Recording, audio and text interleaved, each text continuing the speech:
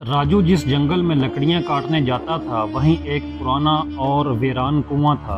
वो कुआं इतना पुराना था कि पूरा गांव इसका नाम लेने से भी डरता था। लेकिन कभी वही कुआं जिंदगी की अलामत समझा जाता था। इसके पानी से लोग अपनी प्यास बुझाते थे, लेकिन वक्त गुजरने के साथ ये कुआं खौफ की निशानी बन चुका था और ये बुज़दा कुएं के नाम से जाना जाने लगा। गाँव के बुजुर्ग अक्सर बताया करते थे कि रात के अंधेरे में कुएं के करीब दरख्तों में कोई चीज घूमती है जो नजर नहीं आती। दरख्तों की टहनियां बेसाख्ता लरजने लगती हैं और शाम के बाद वही पुराना कुआं जैसे दोबारा जिंदा हो जाता है। और जो भी कोई बदनसीब मुसाफिर रात के वक्त वहां से गुजरता है तो वो रास्ता भटक जाता है और अचानक कोई पुरइसरार आवाज इसका नाम पुकार पुकार कर इसे अपनी तरफ बुलाती है। और गाँव के बुजुर्ग ये भी बताते थे कि यही कुआं कई मासूम जाने निगल चुका है और यही खौफ राजू के दिल में भी था। इसलिए वो रोजाना जंगल जाता, मगर सूरज ढलने से पहले वापस आ जाता, क्योंकि वो जानता था कि जो भी इस कुएं के जाल में फंस गया वो कभी वापस नहीं आ सकता। एक दिन राजू लकड़ियों का गट्ठा अपने कंधों पर उठाए अपने घर की तरफ आहिस्ता आहिस्ता बढ़ रहा था। राजू की उम्र तकरीबन 50 साल थी और वो एक सादा और सीधा इंसान था जो दिन भर जंगल में दरख्त काटता और मेहनत करता, और जब शाम को घर लौटता तो भी आराम इसे नसीब नहीं होता था। गुर्बत जैसे इसकी तकदीर में लिखी हुई थी, लेकिन इसकी जिंदगी गुर्बत की वजह से नहीं बल्कि इसकी बीवी की वजह से मुश्किल हो गई थी। हर रोज इसे यही ताने सुनने को मिलते कि तुम्हारी कमाई इतनी कम क्यों है, तुम किस काम के आदमी हो। मैं तो इस वक्त को रोती हूँ कि जब मैंने तुमसे शादी की थी। बस यही अल्फाज राजू के दिल पर तीर बनकर लगते थे। ऐसे लगते थे जैसे जहर इसके कानों में घोल दें। राजू जो भी मेहनत से कमाता इसकी बीवी पल भर में इसे छीन लेती। राजू के कपड़े फटे पुराने और जूते भी टूट चुके थे, लेकिन इसकी बीवी को इसकी हालत की बिल्कुल भी परवाह नहीं थी। आज भी जब वो अपने घर के करीब पहुंचा तो बेबसी की हालत में खड़ा हो गया, दरवाजे पर ही रुक गया और एक लम्हे के लिए सोचने लगा, क्या मेरी जिंदगी हमेशा इसी तरह गुजरेगी? नहीं, आज से जो भी मैं कमाऊंगा इससे मैं कुछ हिस्सा अपने लिए रखूंगा ताकि अपने लिए नए कपड़े और जूते खरीद सकूं। चुनाचे इसने ऐसा ही किया और वो हर रोज पैसे जमा करता रहा और ये बात इसने अपनी बीवी से छुपाई रखी। आखिरकार एक दिन इसकी बीवी को पता चल ही गया। जब इसने देखा कि राजू पैसे गिन रहा है तो इस पर बरस पड़ी और कहने लगी, ये रकम फौरन मेरे हवाले कर दो। राजू जो सीधा साधा इंसान था नरम लहजे में बोला, लेकिन ये पैसे मैंने अपने कपड़े और जूते खरीदने के लिए जमा किए हैं। मेरे कपड़े पुराने हो चुके हैं और जूते भी फट चुके हैं। तुम इतना गुस्सा क्यों कर रही हो? बीवी ने यह सुनकर झंझलाकर जवाब दिया, तुम में इतनी हिम्मत कैसे हुई कि अपने पैसे मुझसे छुपाओ? ये कहने के बाद वो राजू पर झपट पड़ी और फिर इतना शोर मचा कि समझना मुश्किल था कि वो दोनों सलामत कैसे बच गए। और यही वो लम्हा था जब राजू का सब्र जवाब दे गया। इसने जिंदगी में पहली बार सोचा कि अब वो इस जिल्लत को बर्दाश्त नहीं करेगा। शाम का वक्त था और अंधेरा भी छा चुका था। राजू जंगल की तरफ वीरान रास्ते पर चल पड़ा, लेकिन इसे अंदाजा नहीं था कि शाम के वक्त जंगल की तरफ जाना इसकी जिंदगी को हमेशा के लिए बदल देगा। घर से निकलते वक्त इसने अपनी बीवी से बस इतना कहा कि वो इसके पीछे ना आए, लेकिन अभी वो ज्यादा दूर नहीं गया था कि इसकी बीवी भी गधे पर सवार होकर इसका पीछा करने लगी और आहिस्ता आहिस्ता बड़बड़ाने लगी कि यकीनन इसने मुझसे कोई दौलत छुपा रखी होगी, मैं भी इसका पीछा छोड़ने वाली नहीं। राजू को भी इस बात का अंदाजा हो गया कि इसकी बीवी इसका पीछा कर रही है, इसलिए इसने फैसला किया कि वो अनजान बनकर काम लेगा। जब राजू जंगल पहुंचा तो इसने लकड़ियां काटना शुरू कर दी और इसकी बीवी दूर खड़ी इसको देखती रही और फिर इधर उधर घूमने लगी, यहाँ तक कि वो घूमते घूमते इसी वीरान कुएं के पास पहुंच गई। वो इसी कुएं में झांकने ही वाली थी कि राजू की आवाज पूरे जंगल में जोर जोर से गूंजने लगी, खबरदार इस कुएं से दूर रहो, वापस आ जाओ। लेकिन इसने राजू की बात पर कोई ध्यान नहीं दिया, हालांकि वो राजू की आवाज सुन चुकी थी। इसने एक कदम और आगे बढ़ाया और फिर इसके कदम लड़खड़ाने लगे। अचानक काले धुएं ने कुएं को अपनी लपेट में ले लिया और पलक झपकते ही वो कुएं के अंदर जा पहुंची। ऐसा लगा जैसे किसी ने अनदेखी ताकत ने इसे कुएं के अंदर खींच लिया हो। राजू कुएं से डरता था और वो अपनी बीवी से नाराज भी था, इसलिए इसने फैसला किया कि इसकी बीवी इस काबिल नहीं कि इसे कुछ करने की जरूरत है। फिर वो दोबारा अपने गधे पर सवार हुआ और अपने घर वापस आ गया।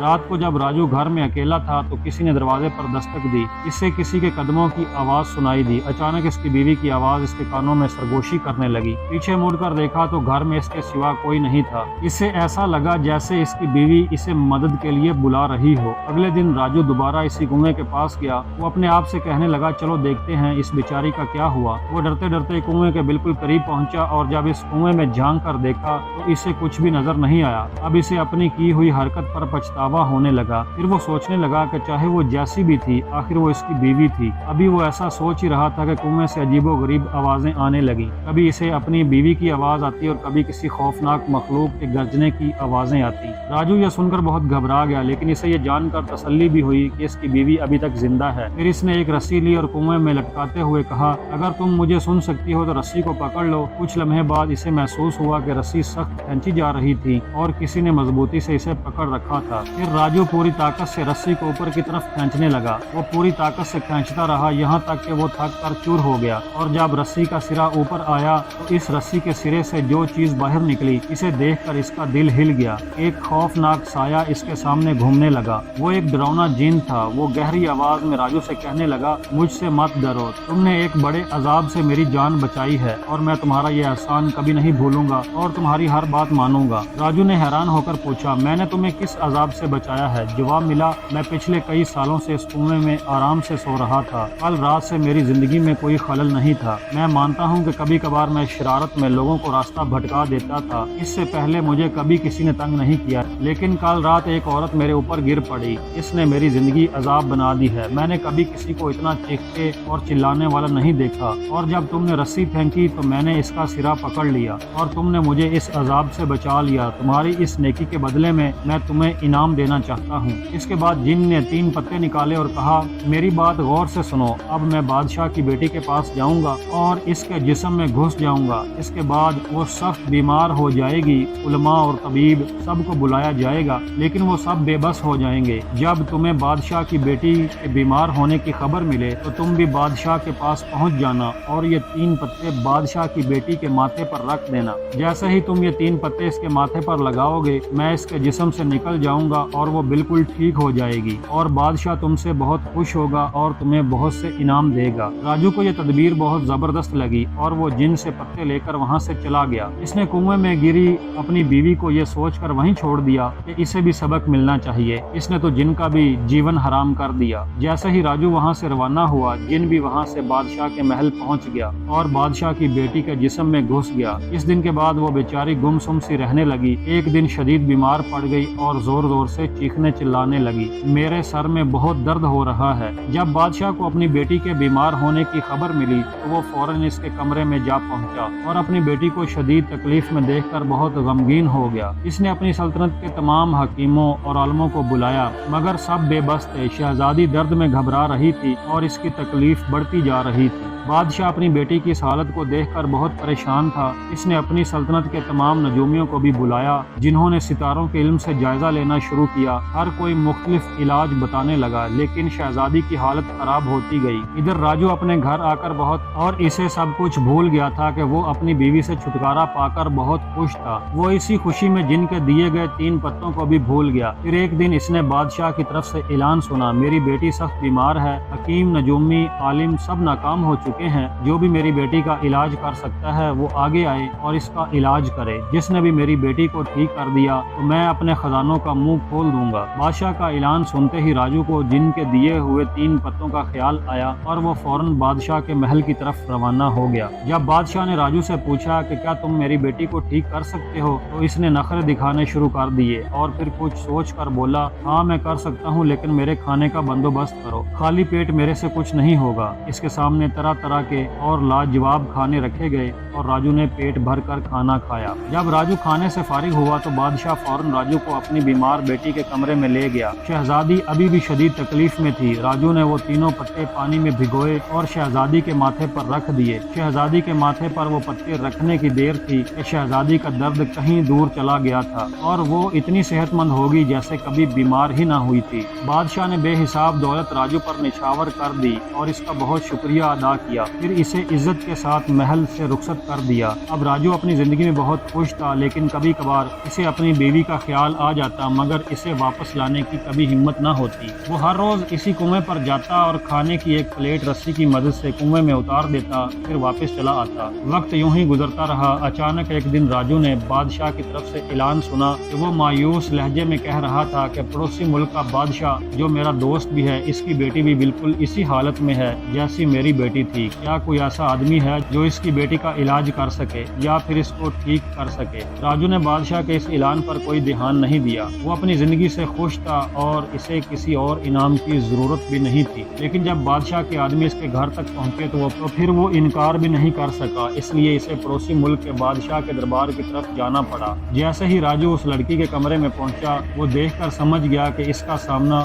اس کنویں کے جن سے پہلے بھی ہو چکا ہے۔ اس نے اپنی جیب سے وہی پتے نکالے اور اس کے ماتھے پر رکھنے لگا، لیکن اچانک ایک آواز اس کے کانوں میں گونجی، رک جاؤ۔ پھر وہی جن ایک انسان کا روپ دھار کر اس کے سامنے کھڑا ہو گیا۔ تم نے پہلے مجھ پر احسان کیا تھا اور میں نے بھی تمہیں انعام دلایا، لیکن اب تم یہ نہیں کہہ سکتے کہ میں تمہارا مقروض ہوں۔ میں نے پہلے بھی بادشاہ کی بیٹی تمہاری وجہ سے چھوڑ دی تھی اور اب تم چاہتے ہو کہ میں اسے بھی چھوڑ دوں تو میں دونوں شہزادیوں کو لے کر غائب ہو جاؤں گا۔ یہ سن کر راجو پریشان ہو گیا اور کچھ سوچ کر بولا، میں یہاں شہزادی کے لیے نہیں آیا، یہ تمہاری ملکیت ہے اور تمہاری میرے اوپر بہت مہربانی ہے۔ اگر تم چاہو تو میری بیوی کو بھی لے جا سکتے ہو۔ پھر جن حیرت سے پوچھنے لگا، تو پھر تم یہاں کیوں آئے ہو؟ راجو اداس ہو کر بولا، وہ عورت جو کنویں میں گری تھی وہی میری بیوی ہے، میں نے اسے جان بچانے کے لیے کنویں میں چھوڑ دیا تھا۔ یہ سن کر جن پریشان ہو کر بولا، کیا وہ تمہاری بیوی ہے؟ وہ اب بھی کنویں میں ہے یا کنویں سے باہر آ گئی؟ پھر راجو نے کہا، ہاں وہی عورت جس نے ایک دن میں تمہاری بھی ناک میں دم کر دیا تھا، وہ میری ہی بیوی ہے۔ میں نے تو لاکھ کوشش کی کہ اس سے چھٹکارا پاؤں، لیکن جہاں بھی جاتا ہوں وہ میرا پیچھا کرتی ہے، ابھی بھی وہ دروازے کے پیچھے کھڑی ہے۔ یہ سن کر وہ گھبرا گیا۔ پہلے اس نے زمین کی طرف دیکھا، پھر آسمان کی طرف، پھر ایک زوردار چیخ ماری اور بغیر ساری سچائی جانے وہاں سے غائب ہو گیا۔ یوں دونوں شہزادیاں راجو کی وجہ سے صحت مند ہو گئیں اور راجو کو دونوں بادشاہوں کی طرف سے بہت انعام ملا۔